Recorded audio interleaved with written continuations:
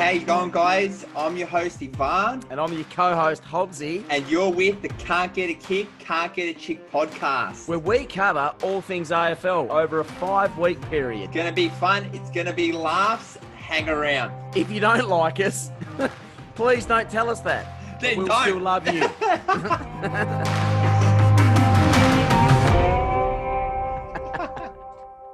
Hey, how you going, guys? Welcome to week 2 of Can't Get a Kick, Can't Get a Chick podcast. And you're with your host, Ivan, and we got Hobbsy as well. Hobbsy, how you feeling, mate? Hey, mate, if I was any more relaxed, I reckon I'd be in a coma.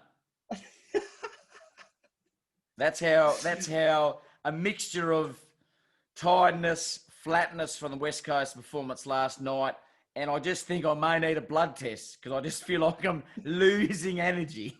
Losing it. Yeah. Actually, you might need a blood transfusion. What do you reckon? Hey, mate, what's that, mate? You might need a blood transfusion. No, probably not. Yeah, potentially, but I reckon they might be worth having a blood test because I'm feeling like I'm about to, could potentially collapse, but I'll be right. Okay, well, you can do whatever you want. Let's just get through the podcast, and then you can do whatever you want after that. Call the... Oh, shit. Hang on, bud. I haven't even put the lighting on. Yeah. Forgot about that. The high production value lighting. Yeah. Out of nowhere. We're not playing in the dark anymore, and everyone can see me, so... It's MCG lighting there. All right. Well, before we get into this week's coming games, let's have a quick review of the last weekend, and just if any listeners remember my tips, I'm actually 0-4. I didn't get one right, and Hobbsy, just a couple, mate. So yeah, I think we're not going the best with the tips, but end of the day, we're only human.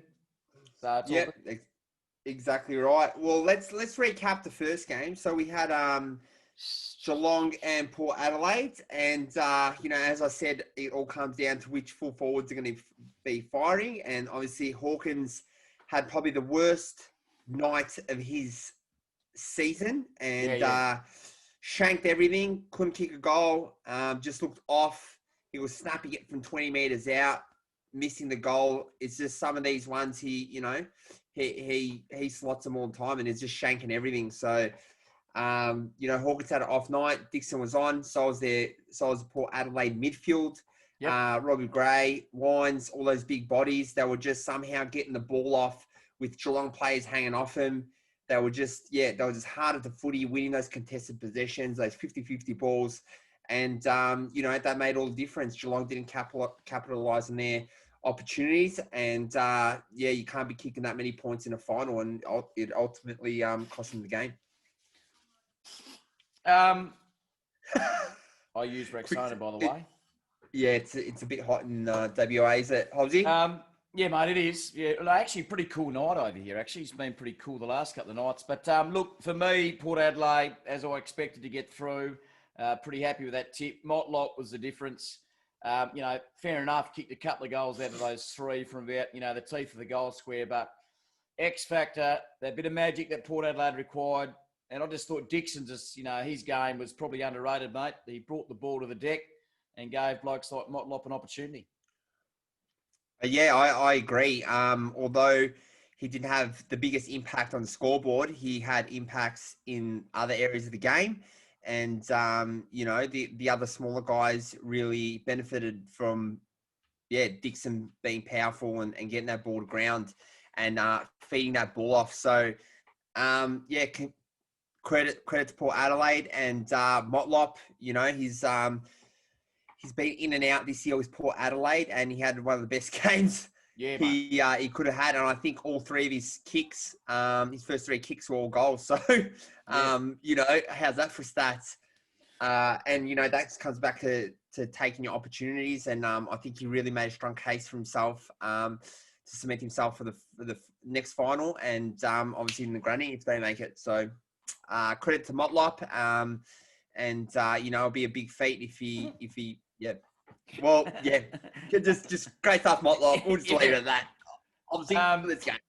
Yeah, look, I just felt that the Cats, end of the day, Hawkins didn't have a great night, but, they started well through Reece Stanley, kicking that opening goal, but I think they controlled the game there for a good 20 minutes, I thought, and then Port Adelaide just started to get a bit of the footy, started to get a bit of roll on, got a bit of spread, and what did they finish with? I think Port Adelaide finished with 9 goals, and the Catters just lacked a target up forward. Other than Reece Stanley, there was no one that really threatened around the goals, and he finished up with a couple of goals. But, Port Adelaide, I just felt were always going to break away at some stage, and it certainly did the business in the end. And for the Cats, it was really getting back to, little Gaz, the champ, getting hold of it, and obviously Dangerfield, peeled away from that contest. I think it might have been the third term to kick that goal off the sprint where he ran 90 metres and put it through. But, Geelong are a funny side. They can't seem to put it together in the finals, and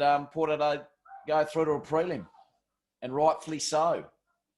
Yeah, congrats to Port. And obviously, they had that good first quarter, Geelong, and I think that sort of let him down. Hawkins not putting those few of those chances through, and as that a lot can change with a few goals, and momentum goes your way, and a lot of teams build off that momentum, and I think missing a lot of those chances gave a chance to Port Adelaide to come back, and they took the opportunity, and then it was just a chasing game for Geelong. Yeah, and as I mentioned, I thought Dixon, the Cats, I felt their back six looked a little bit shaky. They've been super tight all season within their back six, and, they've got some very, very good players back there. But I just felt that whenever Dixon went near it, he kicked a major pretty early in the game. They looked nervous, the big grizzly bear brought the bit of meat down to the bottom, and the little fellas jumped all over it. And I really thought blokes like Rosie, that stood up in a final, and they got some young blokes within that Port Adelaide side. I thought Sam Pepper played a good game of footy, and the youngsters are certainly coming through. And I think Port Adelaide are in a really good posse at the moment. They're getting an even spread out of all of their 22, and everyone's gunning for a spot, and that's the usual signs for a side that's potentially going to go on and win a flag. Yep, I agree. Congrats to Port. And we'll move on to game 2. And we had Brisbane and Richmond. And obviously the Lions came up and they proved me wrong off the get-go. I was talking about their kicking efficiency in front of goal. And, they proved me wrong. And I was like, I'm like eating my words like in the first quarter. So credit to them. They brought it together for the game.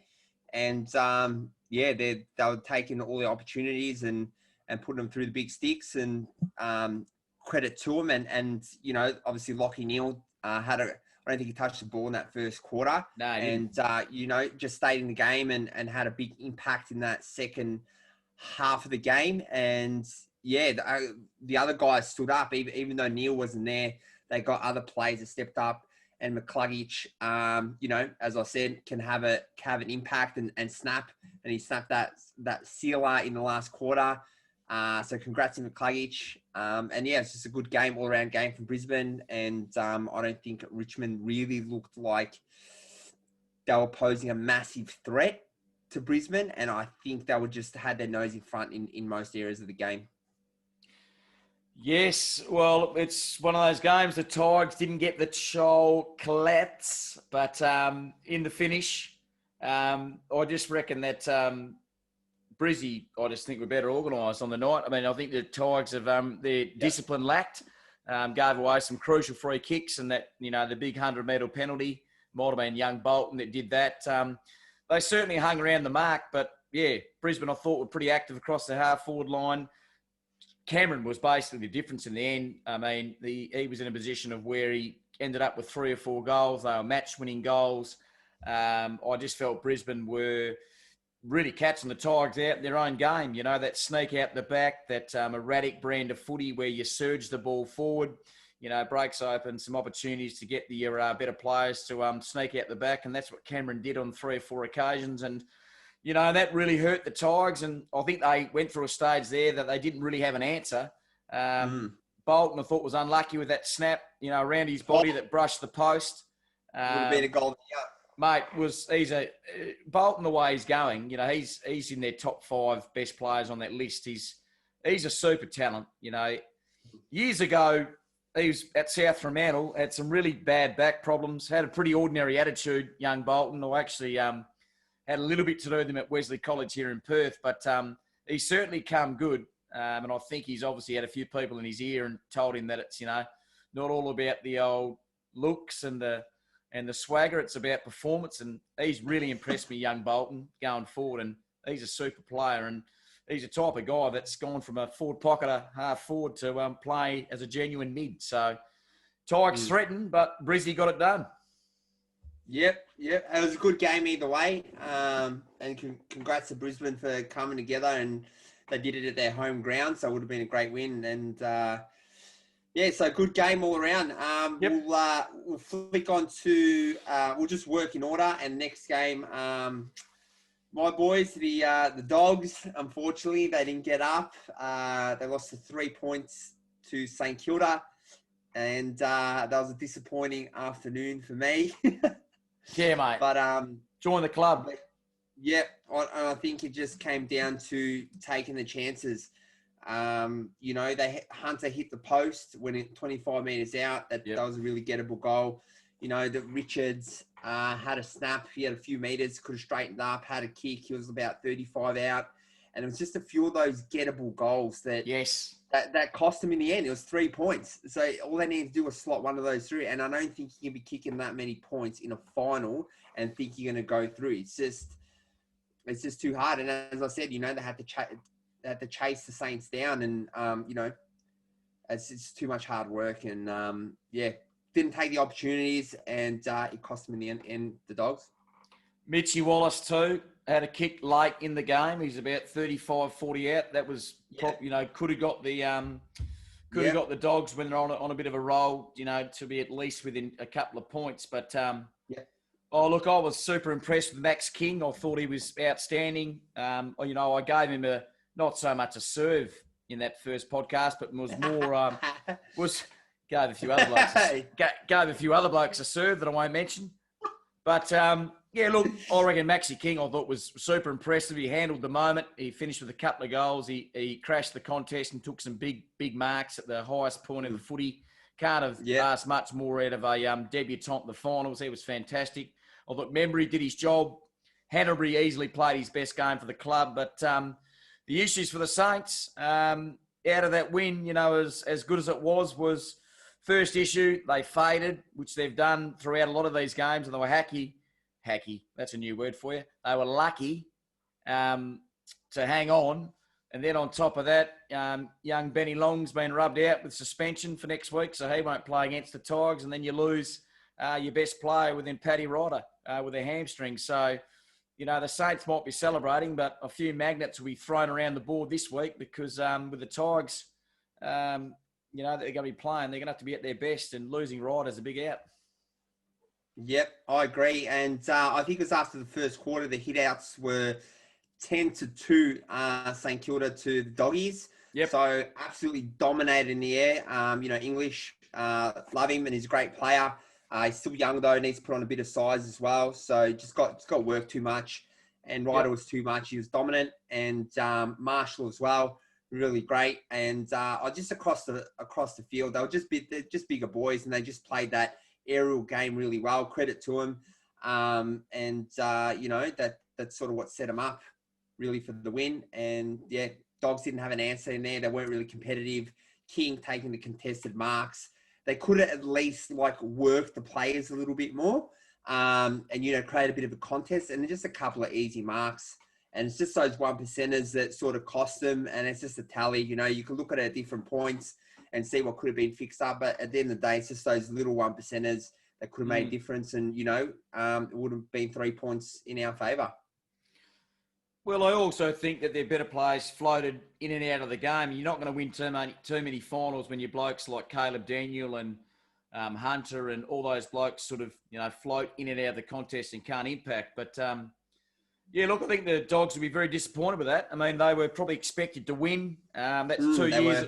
That's 2 years in a row that they've, you know, had a fair old lick of paint before the end of the year. Yeah. And then they've, wet the sail, and then they, got to the point of where they, could be winning these opening finals, and they haven't been able to get it done and get a lick of the ice cream. And I think they'd be pretty devastated about that. I really like Robbie Beveridge. He used to coach the NBL. I like obviously Beveridge. He's a class coach, a proven coach, and they're going to go away and have a look at that situation, how they support English, because at the moment, he's the only chalk that can draw over the board for the Dogs and the Ruck Stocks, and there's something they're going to have to look at. And also, I think they have to have a look at their forward line. Norton and Bruce go missing too often. Bruce got bought in to play that big body full forward role, kicking the goals, and that was his job this season. And I think they really got to have a look at where he sits in the team, because why he got recruited was not, he didn't play that role. So they really need to reassess that, whether, they want to spend time, I guess, working on him in the off season or find a position or look at the likes of Shaki or concentrate on Norton. Yeah, good call on Shaki. Obviously, he's a big name that came down, or one of the emerging talents up there at the Brisbane Lions. But put it this way, I'd never go camping with Bruce, because I reckon I'd be whacking into pegs with the old tent, setting it up by myself, because a bloke would be in the bush gone missing. Can't be relied on, mate. Can't be relied on. Bruce at the moment, I think he's kicked 5 goals out of the last, 10 or so, 8 or 9 games. He didn't really have the most flourishing finish, but as I said, if you're going to tell the bloke to go collect the wood in the bush, I wouldn't mind lighting the fire at 6 p.m. as opposed to midnight. Yeah, right. So it'll be interesting to see what happens in the off season. But congratulations to the Saints. I do think they were probably the better team in the end, and they deserve to go to the semis. So moving on to the last game, one burn to the next burn. I just had my burn, and Hobbsy, take us through. You were there at the game. It would have been a crazy game. Would have loved to be there. It was back and forth, but unfortunately, the Eagles did not make it through. Look, Bont, it all gets back to having the right ingredients in the final. And Collingwood had all the ingredients and certainly used up all their spices to cook up what they needed. And here's a wok, which I'll be using later on tonight to create a delightful stir fry, which my beautiful ex-girlfriend will highly appreciate with that joke.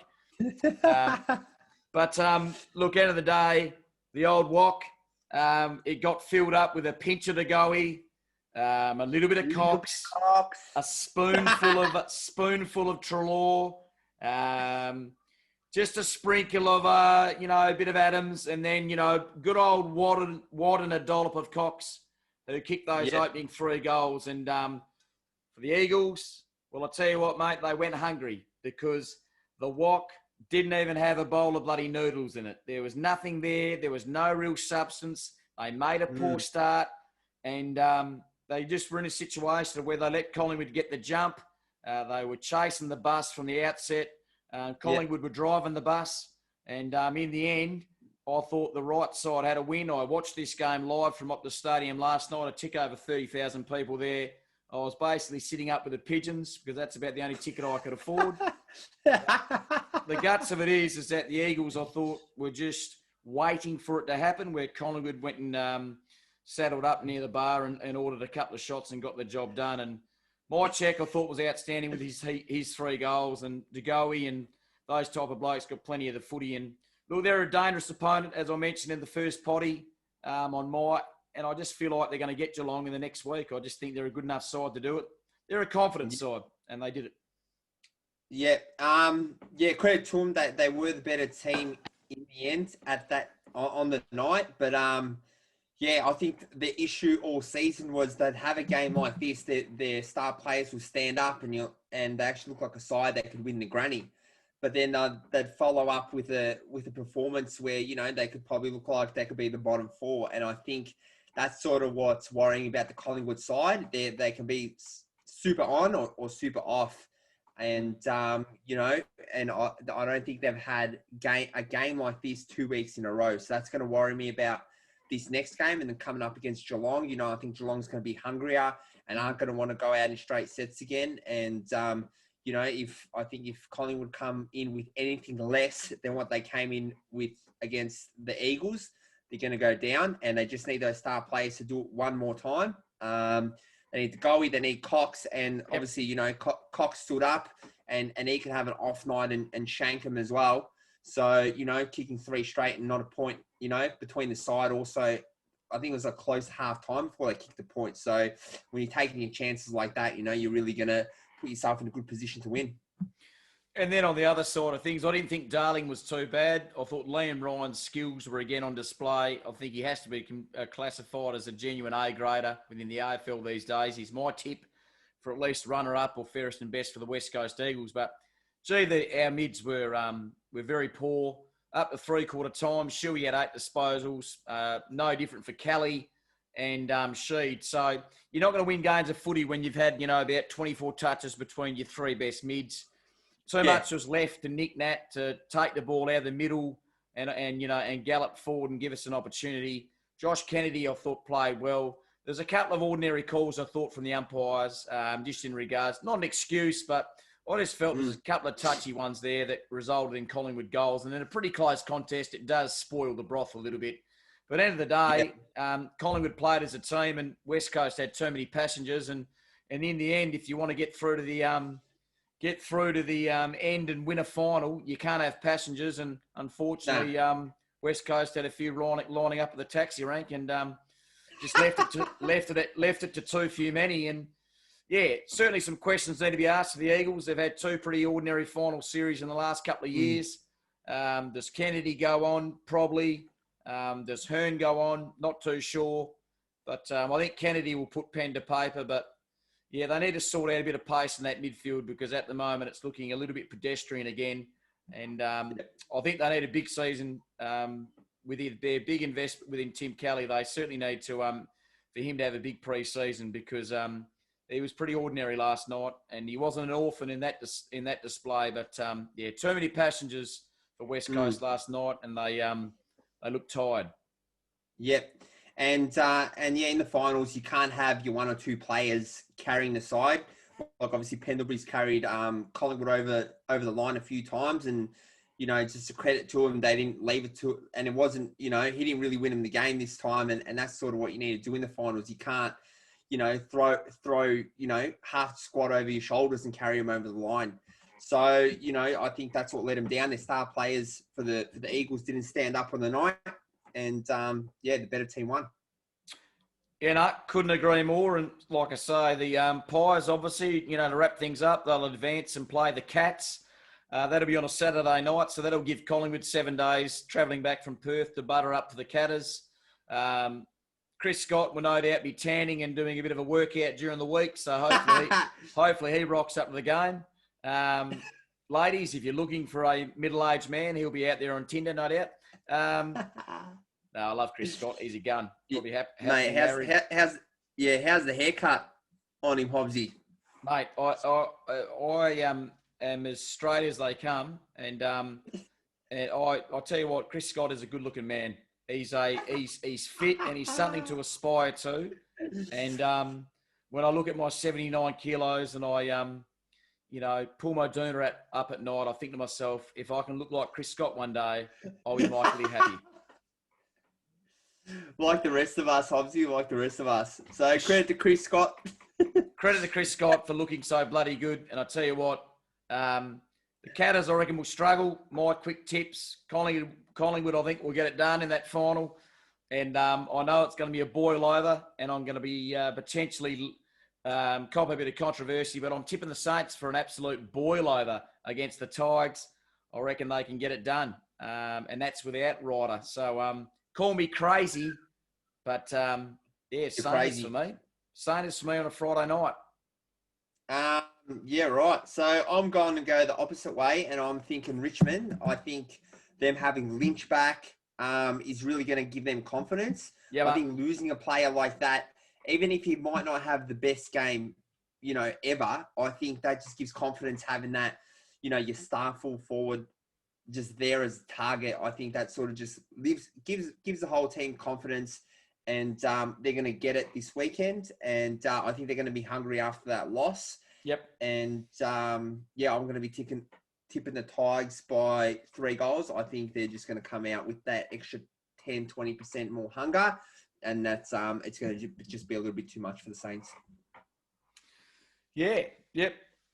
I think it's going to be interesting anyhow, mate. And obviously the Lions and Port await with that week off in the prelim. So I can't see either of those sides missing out. I'm suggesting it's going to be a Brisbane Port Adelaide grand final. And just to wrap up, we're in a position obviously of where we've kicked off this potty. And give us a bloody like on Instagram, and ABC, a bit of an interview during the week, so we'll whack that up on the ABC and not the ABC, on Facebook, I should say, and we'll go from there. But more listeners, the merry, and show us some love. Yeah, quick. Did we get your tips for Geelong and Collingwood? Yeah, mate. Collingwood by 32 points, I reckon, or about 4 or 5 goals. I'll go with the margin. Wow. I reckon 5 goals. Degoe will go mad, and the Catters won't have anyone to get around him. And yeah, they'll be too reliant on Dangerfield, and Selwood will be out with a finger injury, and that could be for the rest of the season from what I'm hearing. And as I would like to remind all viewers and listeners, I am the Damien Barrett of breaking huge AFL stories from my kitchen. I love it. I'm actually going to go the opposite to you, Hobbsy, and I'm going to go with Geelong, just because I think Hawkins has never had 2 off weeks in a row this season, and he had an absolute shocker, probably his worst game of the year, and I don't think he's going to do that again. And I think he's going to come out firing. He's going to come out hungrier. He's probably upset with himself more than anyone else. A couple of times he missed a lot, and he's going to come out firing. And I think Geelong is going to be too much for Collingwood. And I think Collingwood probably won't have that exact repeat performance 2 weeks in a row. So I'm going to say Geelong by 12 points. So lovely. That's a wrap. It's 8:15 over here in Western Australia. That would mean is 10 or 15 past 10 over there in Melbourne. And I reckon that's a wrap, Bon. It's 15 past 11 in Melbourne, but because daylight savings.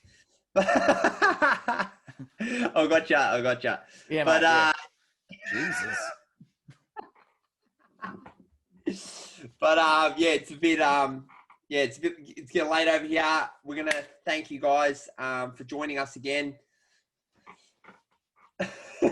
And we'll see you next week. And Hobbsy, any final words? Just like if you're good looking, give us a bell. Don't be shy. Yes, just slide into Hobbsy's DM. He's back on the market, guys. Good bloke. Absolute good bloke, absolute rooster. I'll go to bat for him for any day of the week. So legend, guys, get around him. Girls, drop into his DM, and we'll see you next week. Would it kill you to drop into the DMs, basically? So, All right, guys, have a good one. See you later.